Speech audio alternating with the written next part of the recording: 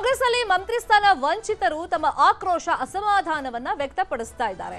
ಇನ್ನೊಂದು ಕಡೆ ಭಿನ್ನಮತ ಶಮನಕ್ಕೆ ಸಿಎಂ ಡಿಕೆ ಶಿವಕುಮಾರ್ ಅವರು ಮುಂದಾಗಿದ್ದಾರೆ.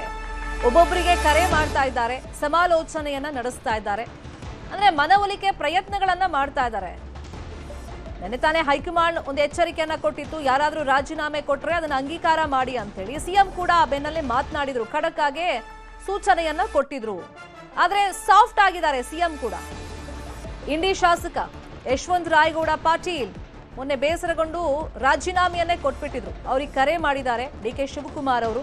ಸುಮಾರು 10 ನಿಮಿಷ ಮಾತನಾಡಿ ಸಮಾಧಾನ ಪಡಿಸಿದ್ದಾರೆ. ಅಷ್ಟೇ ಅಲ್ಲ, ನೇರವಾಗೂ ಭೇಟಿ ಮಾತನಾಡ್ತೀನಿ ಅಂತ ಹೇಳಿ ಸಿಎಂ ಭರವಸೆಯನ್ನ ಕೊಟ್ಟಿದ್ದಾರೆ. ಇನ್ನೊಂದು ಕಡೆ ಹಿರಿಯ ಶಾಸಕರು ಟಿ.ಬಿ. ಜಯಚಂದ್ರ ಕೃಷ್ಣಪ್ಪ ಜೊತೆನೂ ಕೂಡ ಇವತ್ತು ಚರ್ಚೆಯನ್ನ ಮಾಡ್ತಾರೆ. ಕೃಷ್ಣಪ್ಪ ಜೊತೆ ಖುದ್ದು ಭೇಟಿಯಾಗಿ ಸಿಎಂ ಚರ್ಚೆ ಮಾಡುವಂತ ಸಾಧ್ಯತೆಗಳಿದೆ. ಇನ್ನು ಬೇಳೂರು ಗೋಪಾಲ್ ಕೃಷ್ಣ ಅವರು ನಿನ್ನೆ ರಾಜೀನಾಮೆ ನಿರ್ಧಾರವನ್ನ ನಾನು ವಾಪಸ್ ಪಡ್ಕೊಂಡಿದ್ದೀನಿ, ರಾಜೀನಾಮೆ ಎಲ್ಲ ಕೊಡಲ್ಲ ಅಂತ ಹೇಳಿದ್ರು. ಅವ್ರ ಜೊತೆಯಲ್ಲಿ ಕೆಪಿಸಿಸಿ ಅಧ್ಯಕ್ಷ ಬಿ.ಕೆ. ಹರಿಪ್ರಸಾದ್ ಅವರು ಮಾತುಕತೆಯನ್ನ ಮಾಡಿದ್ದಾರೆ, ಸಭೆಯನ್ನ ಮಾಡಿದ್ದಾರೆ. ಒಂದ್ ಕಡೆ ಹೈಕಮಾಂಡ್ನ ಸೂಚನೆ, ಖಡಕ್ ಸೂಚನೆ, ಇನ್ನೊಂದ್ ಕಡೆ ರಾಜೀನಾಮೆ ಕೊಟ್ರೆ ವಿದಿನ್ 5 ಮಿನಿಟ್ಸ್ ಅದನ್ನ ಅಕ್ಸೆಪ್ಟ್ ಮಾಡ್ಕೊಳ್ತೀನಿ ಅಂತ ಹೇಳಿ ಮುಖ್ಯಮಂತ್ರಿಗಳು ಮಾಧ್ಯಮದ ಮುಂದೆ ಹೇಳಿಕೆಯನ್ನ ಕೊಟ್ಟಿದ್ರು. ಈ ಬೆನ್ನಲ್ಲೇ ಅಸಮಾಧಾನ ಏನ್ ಕಮ್ಮಿ ಆಗಿಲ್ಲ. ಕೆಲವರು ರಾಜೀನಾಮೆ ಕೊಡೋ ನಿರ್ಧಾರ ಮಾಡಿದ್ರು, ಬಟ್ ಅದರಿಂದ ಸ್ವಲ್ಪ ಮಟ್ಟಿಗೆ ಹಿಂದೆ ಸರಿದಂಗೆ ಕಂಡ್ರೂ ಕೂಡ ಈ ಅಸಮಾಧಾನ ಅನ್ನೋದು ಇನ್ನೂ ಕೂಡ ಶಮನ ಆಗಿಲ್ಲ. ಮತ್ತೊಂದು ಮಹತ್ವದ ಬೆಳವಣಿಗೆಯಲ್ಲಿ 25ಕ್ಕೂ ಹೆಚ್ಚು ಶಾಸಕರು, ಅದರಲ್ಲೂ ಹಿರಿಯ ಶಾಸಕರು ಒಂದು ಕಡೆ ಸಭೆ ಸೇರುವಂತ ಪ್ರಯತ್ನಗಳನ್ನು ನಡೆಸ್ತಾ ಇದ್ದಾರೆ. ಆ ಮುಖೇನ ಹೈಕಮಾಂಡ್ ನಾಯಕರಿಗೆ ಒಂದು ಸಂದೇಶ ಕೊಡೋ ಪ್ರಯತ್ನವನ್ನು ಮಾಡ್ತಿದ್ದಾರೆ ಅಂತಾನೂ ಮಾಹಿತಿ ಲಭ್ಯವಾಗಿದೆ. ಈ ಬೆನ್ನಲ್ಲೇ ಡಿ.ಕೆ. ಶಿವಕುಮಾರ್ ಅವರು ಖುದ್ದಾಗಿ ಅಸಮಾಧಾನಿತ ಶಾಸಕರಿಗೆ, ಹಿರಿಯ ಶಾಸಕರಿಗೆ ಸಂಪರ್ಕ ಮಾಡ್ತಾ ಇದ್ದಾರೆ. ದೂರವಾಣಿ ಮುಖೇನ ಸಂಪರ್ಕ ಮಾಡ್ತಿದ್ದಾರೆ. ಕೆಲವು ಕಡೆ ಸಚಿವರುಗಳನ್ನ ಅವರೇ ಕಳಿಸ್ತಾ ಇದ್ದಾರೆ, ಶಮನ ಮಾಡಿ ಅವರ ಭಿನ್ನಮತ ಅಥವಾ ಅಸಮಾಧಾನವನ್ನ ಅಂತ ಹೇಳಿದ್ದಾರೆ. ಇನ್ನು ಕಾಂಗ್ರೆಸ್ ದೊಡ್ಡ ಪಕ್ಷ, ಅಸಮಾಧಾನ ಇದ್ದೇ ಇರುತ್ತೆ. ಸಿಎಂ ಮಾತನಾಡಿದ್ದಾರೆ, ನಮ್ಮ ಅಸಮಾಧಾನವನ್ನ ಬಗೆಹರಿಸುವಂತ ವಿಶ್ವಾಸ ಇದೆ ಅಂತ ಶಾಸಕ ಟಿ.ಬಿ. ಜಯಚಂದ್ರ ಅವರು ಹೇಳಿಕೆಯನ್ನ ಕೊಟ್ಟಿದ್ದಾರೆ. ಹಂಗಾಮಿ ಸ್ಪೀಕರ್ ನಿರ್ಣಯ ನಾನು ಒಪ್ಪಿರಲಿಲ್ಲ, ಉಸ್ತುವಾರಿ ಸುರ್ಜೇವಾಲಾ ಕೂಡ ಬರ್ತಾ ಇದ್ದಾರೆ, ಇದೆಲ್ಲವನ್ನು ಬಗೆಹರಿಸುವಂತ ವಿಶ್ವಾಸ ಇದೆ ಅಂತೇಳಿ ಟಿ.ಬಿ. ಜಯಚಂದ್ರ ಅವರು ಹೇಳಿದ್ದಾರೆ. ಯಾಕಂದ್ರೆ ಇವರ ನೇತೃತ್ವದಲ್ಲೇ ಅಸಮಾಧಾನಿತರು ಒಂದು ವೇದಿಕೆಯನ್ನ ಸೃಷ್ಟಿ ಮಾಡೋ ಪ್ರಯತ್ನಗಳನ್ನು ಪಡ್ತಿದ್ದಾರೆ ಅಂತೇಳಿ ಮಾಹಿತಿ ಇದೆ. ಹಾಗಾಗಿ ಅವರ ಮನವೊಲಿಕೆ ಪ್ರಕ್ರಿಯೆ ಸದ್ಯಕ್ಕೆ ಪ್ರಗತಿಯಲ್ಲಿದೆ.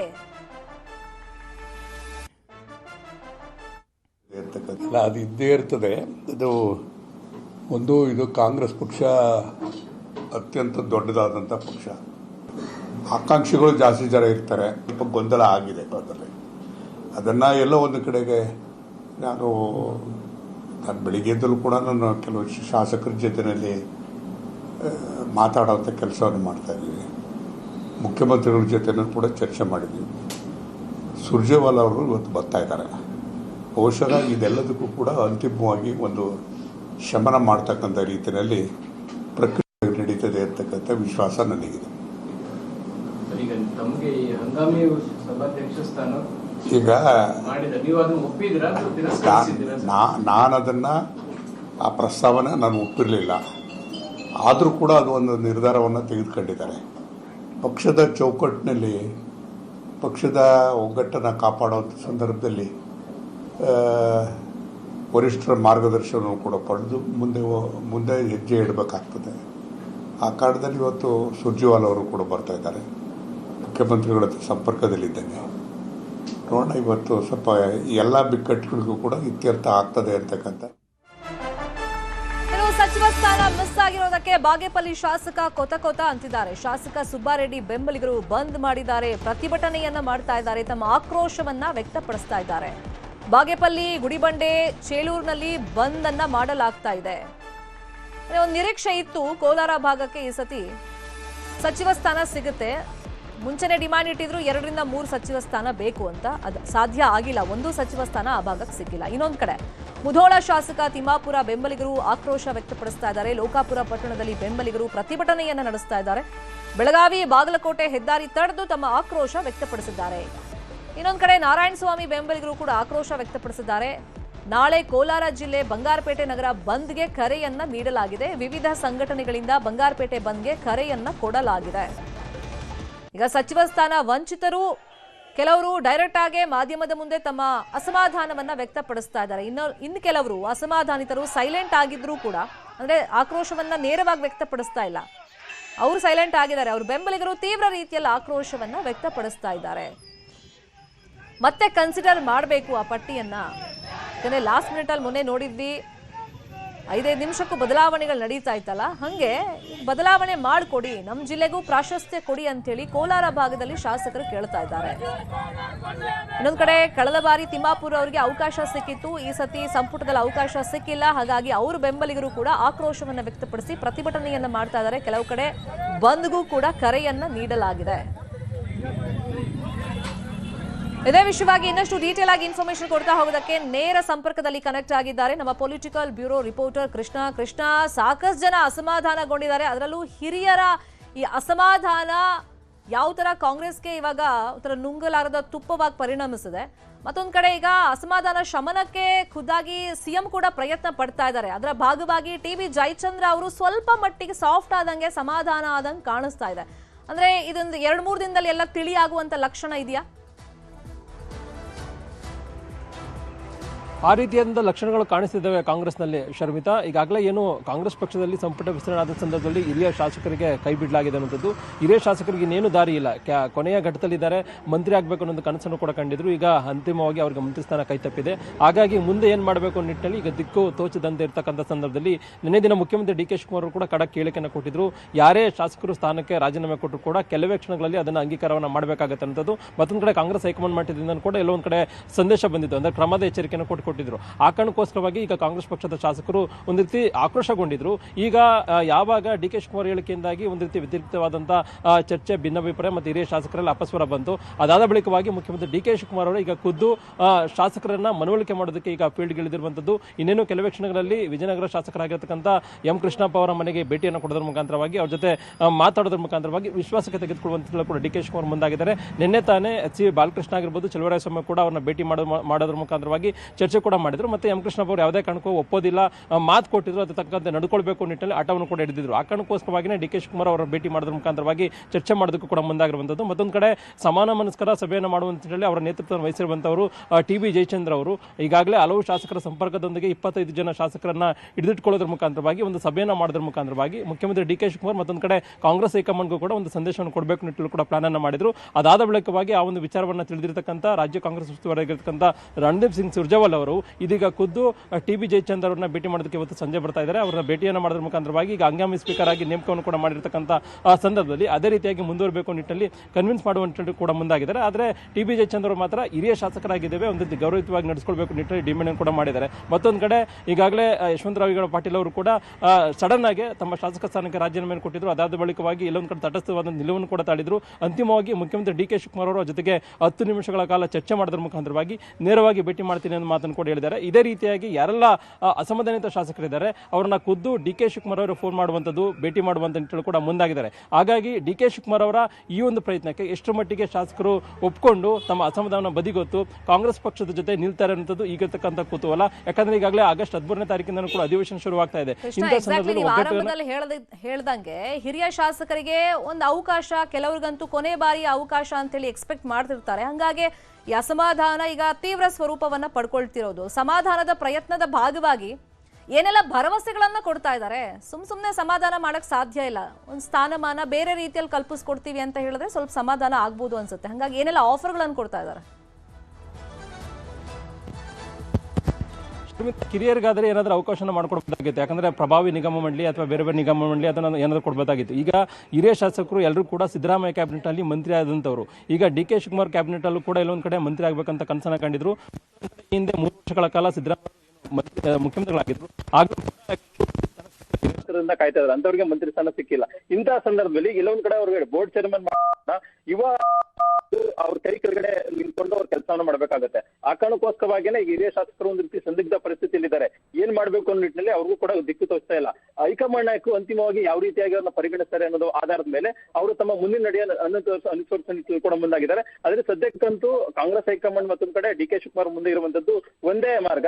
2028ರ ಚುನಾವಣೆವರೆಗೂ ಕೂಡ ಸುಮ್ಮನಿರಿ. 2028ರ ನಂತರವಾಗಿ ಸರ್ಕಾರ ಬರುತ್ತೆ ಅವಾಗ ನಿಮ್ಮನ್ನ ಪರಿಗಣಿಸ್ತೇವೆ, ಆಗ ಮಂತ್ರಿಮಂಡಲದ ಅವಕಾಶ ಮಾಡ್ಕೊಡ್ತೇವೆ ಅನ್ನೋ ಭರವಸೆಯನ್ನು ಕೊಡುವಂತ ಸಾಧ್ಯತೆ ಇದೆ. ಆದ್ರೆ ಈ ಒಂದು ಭರವಸೆಗೆ ಎಷ್ಟು ಮಟ್ಟಿಗೆ ಹಿರಿಯ ಶಾಸಕರು ಒಪ್ತಾರೆ ಅನ್ನೋದು ಈಗಿರ್ತಕ್ಕಂಥ ಕುತೂಹಲ. ಆ ಕಾರಣಕ್ಕೋಸ್ಕರವಾಗಿ ಹಿರಿಯ ಶಾಸಕರು ನಡೆ ಅತ್ಯಂತ ಮಹತ್ವನ ಪಡ್ಕೊಂಡಿದೆ. ಮುಂದಿನ ದಿನಗಳಲ್ಲಿ ಏನ್ ನಡ್ತಾರೆ ಅನ್ನುವಂಥದ್ದು ಈಗಾಗಲೇ ಎಲ್ಲೊಂದ್ ಕಡೆ ಕಾಂಗ್ರೆಸ್ ಪಕ್ಷದಲ್ಲೇ ಚರ್ಚೆ ಆಗ್ತಾ ಇತ್ತು. ಒಂದ್ ರೀತಿ 138 ಶಾಸಕರು ಇದ್ದಾರೆ ಅನ್ನೋ ಕಾರಣಕ್ಕೋಸ್ಕರವಾಗಿ ಉಮ್ಮು ಬಂದಿದೆ ಡಿ ಕೆ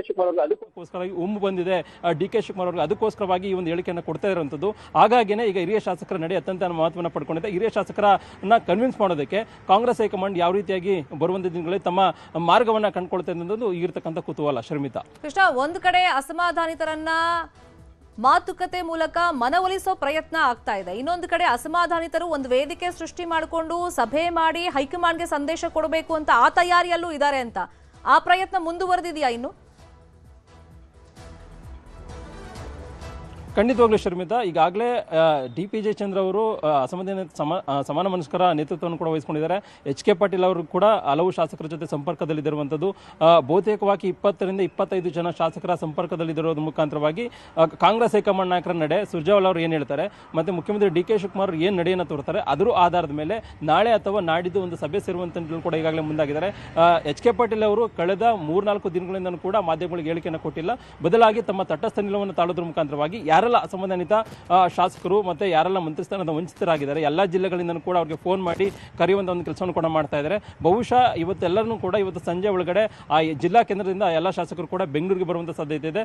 ನಾಳೆ ಅಥವಾ ನಾಡಿದ್ದು ಒಂದ್ ಕಡೆಗೆ ಸಭೆಯನ್ನು ಸೇರೋದ್ರ ಮುಖಾಂತರವಾಗಿ ಕಾಂಗ್ರೆಸ್ ಹೈಕಮಾಂಡ್ಗೆ ಒಂದು ತಕ್ಕವಾದಂತಹ ಸಂದೇಶ ಕೊಡುವಂತ ಕೂಡ ಈಗಾಗಲೇ ಮುಂದಾಗಿದ್ದಾರೆ. ಈಗಾಗಲೇ ಮಾಧ್ಯಮಗಳಿಗೆ TB ಜಯಚಂದ್ರ ಕೂಡ ಹೇಳಿಕೆಯನ್ನು ಕೊಟ್ಟಿದ್ದಾರೆ. ನನ್ನ ಜೊತೆ ಹಲವಾರು ಶಾಸಕರು ಕೂಡ ಸಂಪರ್ಕದಲ್ಲಿದ್ದಾರೆ. ಅವರೆಲ್ಲರೂ ಕೂಡ ನಾನು ಭೇಟಿಯನ್ನು ಮಾಡಿದ್ದೀನಿ. ಅವರು ಕೂಡ ಈಗ ಹಂಗಾಮಿ ಸ್ಪೀಕರ್ ಆಗಿ ನಾನು ನೇಮಕವನ್ನು ಮಾಡಿದ್ದಾರೆ. ಅದಕ್ಕೆ ಯಾವುದೇ ಕಾರಣಕ್ಕೂ ಒಪ್ಪಬೇಡಿ ಅನ್ನೋ ಮಾತನ್ನು ಕೂಡ ಡಿಮ್ಯಾಂಡ್ ಅನ್ನು ಕೂಡ ಇಡ್ತಾ ಇದ್ದಾರೆ. ಹಾಗಾಗಿ ಅವರ ಮಾತನ್ನು ಕೂಡ ನಾನು ಪರಿಗಣಿಸಬೇಕಾಗುತ್ತೆ ಅನ್ನೋ ಮಾತನ್ನು ಕೂಡ ಹೇಳಿದ್ದಾರೆ.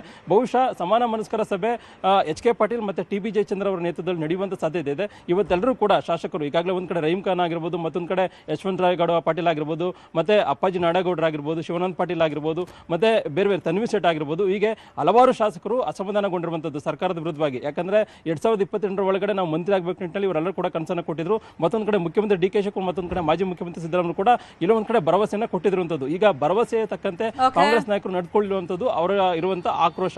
ಹಾಗಾಗಿ ಈ ಒಂದು ಆಕ್ರೋಶ ಬರುವಂತ ದಿನಗಳಲ್ಲಿ ಎಷ್ಟು ಮಟ್ಟಿಗೆ ಎಫೆಕ್ಟ್ ಆಗುತ್ತೆ ಅನ್ನುವಂತ ನಿಟ್ಟಿನಲ್ಲಿ ಈಗ ಸಮಾನ ಮನಸ್ಕರ ಸಭೆಯನ್ನ ಸೇರುವಂತ ನಿಟ್ಟಿನಲ್ಲಿ ಈಗಾಗಲೇ HK ಪಾಟೀಲ್ ಮತ್ತೆ ಏನು TB ಜಯಚಂದ್ರ ಮುಂದಾಗಿದ್ದಾರೆ. ಬಹುಶಃ ಈ ಒಂದು ಸಭೆ ಇವತ್ತು ಸಂಜೆ ಅಥವಾ ನಾಳೆ ನಡೆಯುವಂತ ಸಾಧ್ಯತೆ ಇರುವಂತದ್ದು. ಶರ್ಮಿತಾ, ಫೈನ್, ಫಾಲೋ ಅಪ್ ಮಾಡೋದನ್ನ. ಥ್ಯಾಂಕ್ ಯು ಕೃಷ್ಣ, ಈ ಕ್ಷಣದ ಮಾಹಿತಿಯನ್ನು ಕೊಟ್ಟಿದ್ದಕ್ಕೆ. ಇನ್ನು ಅಸಮಾಧಾನಿತರ ಬೆಂಬಲಿಗರಿದಾರಲ್ಲ, ತೀವ್ರ ರೀತಿಯಲ್ಲಿ ಹೋರಾಟ ನಡೆಸ್ತಾ ಇದ್ದಾರೆ. ಸಚಿವ ಸ್ಥಾನ ಮಿಸ್ ಆಗಿರೋದಕ್ಕೆ ಬಾಗೇಪಲ್ಲಿ ಶಾಸಕ ಒಂದ್ ಕಡೆ ತಮ್ಮ ಅಸಮಾಧಾನ ವ್ಯಕ್ತಪಡಿಸಿದ್ರೆ, ಅವರು ಬೆಂಬಲಿಗರು ಇವತ್ತು ತೀವ್ರ ರೀತಿಯಲ್ಲಿ ಪ್ರತಿಭಟನೆಯನ್ನ ಮಾಡ್ತಾ ಇದ್ದಾರೆ, ಆಕ್ರೋಶವನ್ನ ವ್ಯಕ್ತಪಡಿಸ್ತಾ ಇದ್ದಾರೆ. ಇನ್ಫ್ಯಾಕ್ಟ್ ಬಂದ್ ಕೂಡ ನಡೀತಾ ಇದೆ. ಬಾಗೇಪಲ್ಲಿಯಲ್ಲಿ ಸ್ವಯಂ ಪ್ರೇರಿತ ಬಂದ್ ಅನ್ನ ಮಾಡಿ ಪ್ರತಿಭಟನೆಯನ್ನ ನಡೆಸಲಾಗ್ತಾ ಇದೆ. ಬಾಗೇಪಲ್ಲಿ, ಗುಡಿಬಂಡೆ ಮತ್ತೆ ಚೇಳೂರಿನಲ್ಲಿ ಬಂದ್ ನಡೀತಾ ಇದೆ.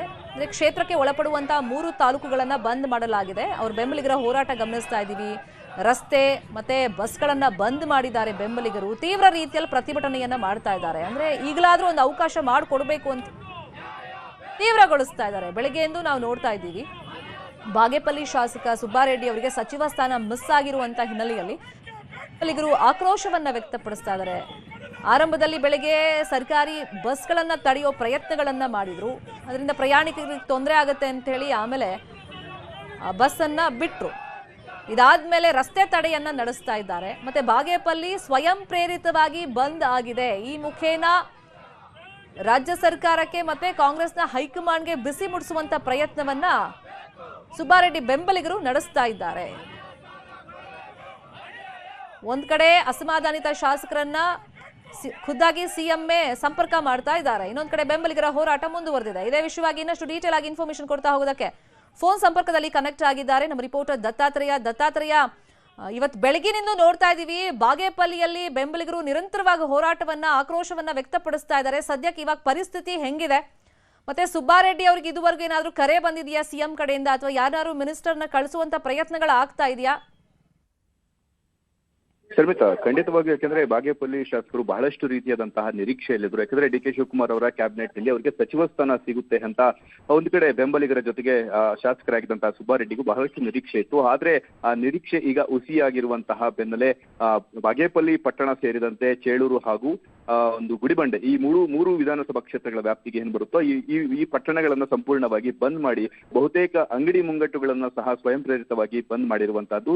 ಇನ್ನು ಸಾಕಷ್ಟು ಜನಕ್ಕೆ ಮಾಹಿತಿ ಕೊರತೆಯಿಂದ ಬೆಳಗ್ಗೆ ಮುಂಜಾನೆ ಅಂದ್ರೆ ಒಂದು ಬಸ್ನ ಕೊರತೆಯಿಂದ ಸಾರ್ವಜನಿಕರು ಹಾಗೂ ಶಾಲಾ ಕಾಲೇಜಿನ ಮಕ್ಕಳು ಸಹ ಕೆಲ ಸಮಯ ಪರದಾಡುವಂತಹ ಪರಿಸ್ಥಿತಿ ಎದುರಾಗಿತ್ತು. ಜೊತೆಗೆ ಬೈಕ್ ರ್ಯಾಲಿ ನಡೆಸುವುದರ ಮೂಲಕ ಪ್ರತಿಯೊಂದು ಅಂಗಡಿ ಮುಂಗಟ್ಟುಗಳ ಬಳಿ ತೆರಳಿ ಯಾರು ಅಂಗಡಿಗಳನ್ನ ತೆರೆದಿರ್ತಾರೋ ಅವರಿಗೆ ಒಂದು ಮನವರಿಕೆ ಮಾಡಿ ಆ ಶಾಸಕರಿಗೆ ಒಂದು ಸಚಿವ ಸ್ಥಾನ ಕೊಟ್ರೆ ನಮ್ಮ ಕ್ಷೇತ್ರ ಅಭಿವೃದ್ಧಿ ಆಗುತ್ತೆ, ಈ ಗಡಿಭಾಗ ಅಭಿವೃದ್ಧಿ ಆಗುತ್ತೆ ಅಂತ ಮನವರಿಕೆ ಮಾಡಿ ಒಂದು ಬಂದ್ ಮಾಡಿಸಿರುವಂತಹ ದೃಶ್ಯಗಳು ಸಹ ನಾವು ಕಾಣ್ತಾ ಇರ್ಬೋದು. ಜೊತೆಗೆ ಒಂದು ರಸ್ತೆ ಮಧ್ಯಭಾಗದಲ್ಲಿ ಟೈರ್ಗಳನ್ನ ಸುಟ್ಟು ಆಕ್ರೋಶವನ್ನ ವ್ಯಕ್ತಪಡಿಸ್ತಾ ಇರುವಂತದ್ದು. ಯಾಕಂದ್ರೆ ಈ ಹಿಂದೆಯೇ ಒಂದು ಸಚಿವ ಸ್ಥಾನ ನಿರೀಕ್ಷೆಯಲ್ಲಿದ್ದಂತಹ ಶಾಸಕರಿಗೆ ಸಿಗ್ಲಿಲ್ಲ. ಆಗ್ಲೂ ಸಹ ಒಂದು ನಿಗಮ ಮಂಡಳಿ ಅಧ್ಯಕ್ಷ ಸ್ಥಾನವನ್ನ ಶಾಸಕ ಸುಬ್ಬಾರೆಡ್ಡಿಗೆ ಕೊಟ್ಟಿದ್ರು. ಆಗ್ಲೂ ಸಹ ನಿಗಮ ಮಂಡಳಿ ಸ್ಥಾನವನ್ನ ತಿರಸ್ಕರಿಸಿದ್ರು. ಸದ್ಯ ಈಗ ಪರಿಸ್ಥಿತಿ ಬಹಳಷ್ಟು ರೀತಿಯಾದಂತಹ ಕುತೂಹಲದಿಂದ, ಯಾಕಂದ್ರೆ ಸಿಎಂ ಸಿದ್ದರಾಮಯ್ಯನವರ ಸಚಿವ ಸಂಪುಟದಲ್ಲಿಯೇ ಒಂದು ಸುಬ್ಬಾರೆಡ್ಡಿಗೆ ಸಚಿವ ಸ್ಥಾನ ಸಿಗುತ್ತೆ ಅಂತ ನಿರೀಕ್ಷೆಯಲ್ಲಿತ್ತು. ಆದ್ರೆ ಒಂದು ಕಾಲಾವಧಿ ಮಿತಿಯವರೆಗೂ ಸಹ ನಿಮಗೆ ಅವಕಾಶ ಸಿಗುವುದಿಲ್ಲ. ತದನಂತರ ಡಿ.ಕೆ. ಶಿವಕುಮಾರ್ ಅವರ ಕ್ಯಾಬಿನೆಟ್ ನಲ್ಲಿ ಸಿಗುತ್ತೆ ಎಂಬ ಭರವಸೆಯನ್ನ ಕೊಟ್ಟಿದ್ರು. ಅದೇ ಭರವಸೆಯಲ್ಲಿ ಸುಬ್ಬಾರೆಡ್ಡಿ ಇದ್ದ ಹಿನ್ನೆಲೆ ಈಗಲೂ ಸಹ ಅವರಿಗೆ ಸಚಿವ ಸ್ಥಾನ ಸಿಗದ ಹಿನ್ನೆಲೆ ಇವತ್ತು ಬಾಗೇಪಲ್ಲಿ ಪಟ್ಟಣ ಸೇರಿದಂತೆ ಗುಡಿಬಂಡೆ ಹಾಗೂ ಚೇಳೂರಿನಲ್ಲಿ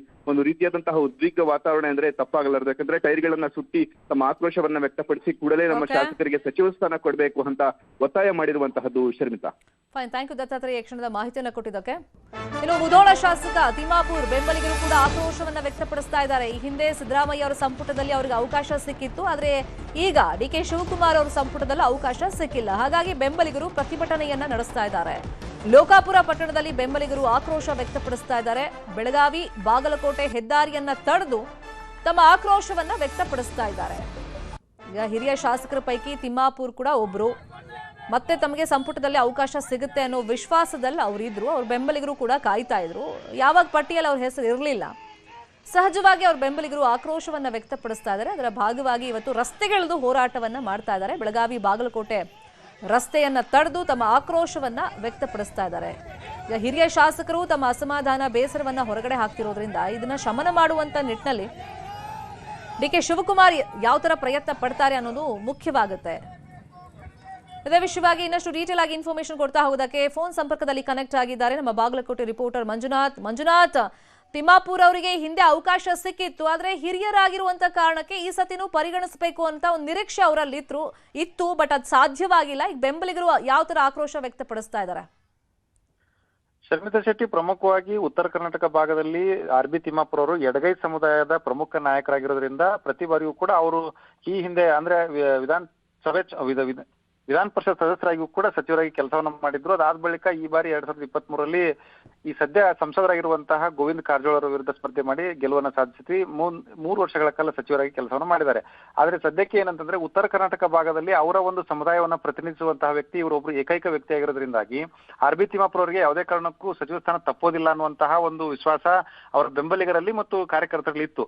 ಆದ್ರೆ ಈ ಒಂದು 2ನೇ ಹಂತದ ಸಂಪುಟ ವಿಸ್ತರಣೆಯಲ್ಲಿ ಅವರಿಗೆ ಸಚಿವ ಸ್ಥಾನ ಕೈ ತಪ್ಪಿರೋದ್ರಿಂದಾಗಿ ಸಹಜವಾಗಿ ಅವರ ಬೆಂಬಲಿಗರು ಮತ್ತು ಕಾರ್ಯಕರ್ತರಲ್ಲಿ ತೀವ್ರವಾದಂತಹ ಅಸಮಾಧಾನ ಉಂಟಾಗಿದೆ. ಇದೇ ಹಿನ್ನೆಲೆಯಲ್ಲಿ ಆಕ್ರೋಶವನ್ನು ಹೊರಗ್ತಾ ಇದ್ದಾರೆ, ಪ್ರತಿಭಟನೆಯನ್ನು ಕೂಡ ನಡೆಸ್ತಾ ಇದ್ದಾರೆ. ಕಳೆದ 2-3 ದಿನಗಳಿಂದ ಕ್ಷೇತ್ರದಲ್ಲಿ ಪ್ರತಿಭಟನೆಗಳು ನಿರಂತರವಾಗಿ ನಡೀತಾ ಇದ್ದಾವೆ. ಇವತ್ತು ಕೂಡ ಮುಧೋಳ ತಾಲೂಕಿನ ಲೋಕಾಪುರ ಪಟ್ಟಣದಲ್ಲಿ ಪ್ರತಿಭಟನೆ ನಡೆಸಿದ್ದಾರೆ. ಇದೇ ಒಂದು ಸಂದರ್ಭದಲ್ಲಿ ಬೆಳಗಾವಿ ಮತ್ತು ಬಾಗಲಕೋಟೆಗೆ ಸಂಪರ್ಕ ಕಲ್ಪಿಸುವಂತಹ ರಾಜ್ಯ ಹೆದ್ದಾರಿಯನ್ನ ತಡೆದು ಟೈರ್ಗೆ ಬೆಂಕಿ ಹಚ್ಚಿ ಆಕ್ರೋಶವನ್ನು ವ್ಯಕ್ತಪಡಿಸಿದ್ದಾರೆ. ತಿಮ್ಮಾಪುರ್ ಅವರು ಕೂಡ ಮಾಧ್ಯಮಗಳ ಜೊತೆ ಮಾತನಾಡ್ತಾ ಇರುವಂತಹ ಸಂದರ್ಭದಲ್ಲಿ ಹೈಕಮಾಂಡ್ ವಿರುದ್ಧ ಒಂದ್ ರೀತಿಯಾಗಿ ಅಸಮಾಧಾನವನ್ನು ಹೊರಹಾಕಿದ್ದಾರೆ. ಯಾಕಂತಂದ್ರೆ ಅವರು ಸ್ಪರ್ಧಿಸುವಂತಹ ಎದುರಾಳಿ ಬಿಜೆಪಿಯಲ್ಲಿರುವಂತಹ ಗೋವಿಂದ ಕಾರಜೋಳ ಅವರು ಉಪಮುಖ್ಯಮಂತ್ರಿಯಾಗಿ ಕೆಲಸ ಮಾಡಿದಂತವರು ಬಿಜೆಪಿಯಲ್ಲಿ ದೊಡ್ಡ ದೊಡ್ಡ ಹುದ್ದೆಯನ್ನು ಅಲಂಕಾರ ಮಾಡಿದ್ದಾರೆ ಮತ್ತು ದೊಡ್ಡ ದೊಡ್ಡ ಸಚಿವ ಸ್ಥಾನಗಳನ್ನು ಕೂಡ ನಿಭಾಯಿಸಿದ್ದಾರೆ. ಅವರ ವಿರುದ್ಧ ನಾವು ಹೋರಾಟವನ್ನ ಮಾಡ್ತಾ ಬಂದಿದ್ದೀವಿ. 40 ವರ್ಷಗಳಲ್ಲಿ ಅಲ್ಪ ಸ್ವಲ್ಪ ಬೆಳವಣಿಗೆಯನ್ನು ಕಂಡಿದ್ದೀವಿ. ಇಂತಹ ಒಂದು ಸಂದರ್ಭದಲ್ಲಿ ನಮ್ಮನ್ನ ಈ ರೀತಿಯಾಗಿ ಸಚಿವ ಸ್ಥಾನ ಕೊಡದೆ ನಮ್ಮನ್ನ ಚೂಟುವಂತ ಕೆಲಸ ಆಗ್ತಾ ಇದೆ ಅನ್ನುವಂತ ಅಸಮಾಧಾನವನ್ನು ಕೂಡ ಹೊರ ಹಾಕಿದಾರಂತದ್ದು. ಸದ್ಯ ಇದೀಗ ಇದೇ ಒಂದು ವಿಚಾರವನ್ನ ಹೈಕಮಾಂಡ್ ಆಗಿರ್ಬೋದು ಮತ್ತು ಮುಖ್ಯಮಂತ್ರಿಗಳಾಗಿರ್ಬೋದು ಯಾವ ರೀತಿಯಾಗಿ ನಿಭಾಯಿಸ್ತಾರೆ, ಇವ್ರನ್ನೆಲ್ಲರೂ ಕೂಡ ಯಾವ ರೀತಿಯಾಗಿ ಸಮಾಧಾನ ಪಡಿಸ್ತಾರೆ ಅನ್ನೋದೇ ಕುತೂಹಲ ಆಗಿರುವಂತದ್ದು. Sharmita Shetty, thank you Manjunath. ಹಂಚಿಕೆ ಆಗಿರುವಂತಹ ಸಚಿವರ ಖಾತೆ ಬದಲಾವಣೆ ಆಗುತ್ತಾ? ಸಮಾಜ ಕಲ್ಯಾಣ ಖಾತೆಗೆ ಮುನಿಯಪ್ಪ ಪಟ್ಟಣ ಹಿಡಿದಿದ್ದಾರೆ. ವರಿಷ್ಠರ ಜೊತೆಯಲ್ಲೂ ಕೂಡ ಈ ಹಿಂದೆ ಸಾಕಷ್ಟು ಬಾರಿ ಖಾತೆ ಬದಲಾವಣೆ ವಿಷಯವಾಗಿ ಕೆ.ಎಚ್. ಮುನಿಯಪ್ಪ ಅವರು ಚರ್ಚೆಯನ್ನ ಮಾಡಿದ್ರು. ಹಿಂದೆ ರಾಹುಲ್ ಗಾಂಧಿ ಅವರು ಬೆಂಗಳೂರಿಗೆ ಬಂದಂತ ಸಂದರ್ಭದಲ್ಲೂ ಕೂಡ ಅವರನ್ನು ಭೇಟಿ ಮಾಡಿ ಖಾತೆ ಬದಲಾವಣೆ ಮಾಡಿಕೊಡಿ ಅಂತ ಕೇಳಿಕೊಂಡಿದ್ರು. ಈ ಹಿಂದೆ ಮಹದೇವಪ್ಪ ನಿರ್ವಹಣೆ ಮಾಡಿದ್ರು ಈ ಖಾತೆಯನ್ನ. ಈಗ ಎಡಗೈ ಸಮುದಾಯಕ್ಕೆ ಕೊಡಿ ಅಂತ ಹೇಳಿ ಮುನಿಯಪ್ಪ ಅವರು ಕೇಳ್ತಾ ಇದ್ದಾರೆ.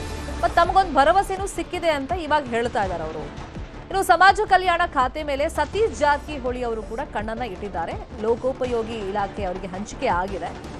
ಈಗ ಹೆಚ್ಚುವರಿಯಾಗಿ ಅವ್ರಿಗೆ ಬೇರೆ ಖಾತೆ ಕೊಡ್ತಾರಾ ಅಥವಾ ಅವ್ರು ಕೇಳದಂತ ಖಾತೆ ಕೊಡ್ತಾರಾ ಅನ್ನುವಂಥ ಕುತೂಹಲ ಅಂತೂ ಇದ್ದೇ ಇದೆ. ಇನ್ನೊಂದು ಕಡೆ ರಾಮಲಿಂಗಾರೆಡ್ಡಿ ಅವರು ಖಾತೆ ಹಂಚಿಕೆ ಆದಂತ ಸಂದರ್ಭದಲ್ಲಿ ನಾವು ನೋಡಿದ್ವಿ, ತೀವ್ರ ಅಸಮಾಧಾನವನ್ನ ವ್ಯಕ್ತಪಡಿಸಿದ್ರು, ಒಂದು ಹಂತಕ್ಕೆ ರೆಬಲ್ ಆಗಿ ರಾಜೀನಾಮೆ ಕೊಟ್ಟಿದ್ರು. ಅದಾದ್ಮೇಲೆ ಅವ್ರ ಮನವೊಲಿಕೆ ಪ್ರಯತ್ನಗಳು ಆಗಿತ್ತು. ಹಾಗಾಗಿ ಈ ಸತಿ ರಾಮಲಿಂಗಾರೆಡ್ಡಿ ಅವ್ರ ಖಾತೆ ಕೂಡ ಬದಲಾವಣೆ ಆಗುವಂತ ನಿರೀಕ್ಷೆ ಇದೆ.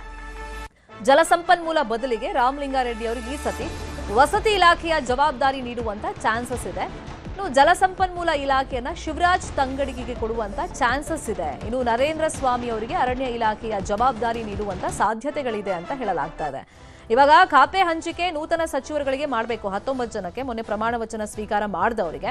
ಬಟ್ ಇನ್ನೊಂದು ಕಡೆ ಹಿರಿಯ ಶಾಸಕರು ಅಸಮಾಧಾನಗೊಂಡಿರೋದ್ರಿಂದ ಅದನ್ನೆಲ್ಲ ಶಮನ ಮಾಡಿ ಇನ್ನೊಂದು 2-3 ದಿನ ಆದ್ಮೇಲೆ ಖಾತೆ ಹಂಚಿಕೆ ಮಾಡೋದಕ್ಕೆ ಮುಖ್ಯಮಂತ್ರಿಗಳು ನಿರ್ಧಾರ ಮಾಡಿದ್ದಾರೆ ಅನ್ನೋ ಮಾಹಿತಿನೂ ನ್ಯೂಸ್ 18ಗೆ ಲಭ್ಯವಾಗಿದೆ. ಇದೇ ವಿಷಯವಾಗಿ ಇನ್ನಷ್ಟು ಡೀಟೇಲ್ ಆಗಿ ಇನ್ಫಾರ್ಮೇಶನ್ ಕೊಡ್ತಾ ಹೋಗೋದಕ್ಕೆ ನೇರ ಸಂಪರ್ಕದಲ್ಲಿ ಕನೆಕ್ಟ್ ಆಗಿದ್ದಾರೆ ನಮ್ಮ political bureau head Chidanand Patel. Chidanand Patel, ಒಂದು ಕಡೆ ಈಗ ಆಲ್ರೆಡಿ ಖಾತೆ ಹಂಚಿಕೆ ಆಗಿದೆ, ಅದರಲ್ಲಿ ಪ್ರಮುಖವಾಗಿ 3 ಜನ ಈ ಹಿಂದಿನಿಂದಲೂ ತಮ್ಮ ಅಸಮಾಧಾನ ತೋಡ್ಕೊಳ್ತಾ ಇದ್ರು, ಖಾತೆ ಬೇರೆ ಅಂದ್ರೆ ಬದಲಾವಣೆ ಮಾಡ್ಕೊಡಿ ಅಂತ ಹೇಳಿ. ಅದರಲ್ಲಿ ಪ್ರಮುಖವಾಗಿ ಸತೀಶ್ ಜಾರಕಿಹೊಳಿ ಅವರು, ಮುನಿಯಪ್ಪ ಅವರು ಮತ್ತೆ ರಾಮಲಿಂಗಾರೆಡ್ಡಿ ಅವ್ರದ್ದು ಖಾತೆ ಬದಲಾವಣೆ. ಇವ್ರುಗಳಿಗಾದ್ರೆ ಏನ್ ಖಾತೆ ಕೊಡುವಂತ ನಿರೀಕ್ಷೆ, ಮತ್ತೆ ಮೊನ್ನೆ ಪ್ರಮಾಣ ವಚನ ಸ್ವೀಕಾರ ಮಾಡಿದಾರಲ್ಲ ಅವ್ರಿಗೆ ಖಾತೆ ಹಂಚಿಕೆ ಯಾವಾಗ ಆಗುವಂತ ಚಾನ್ಸಸ್?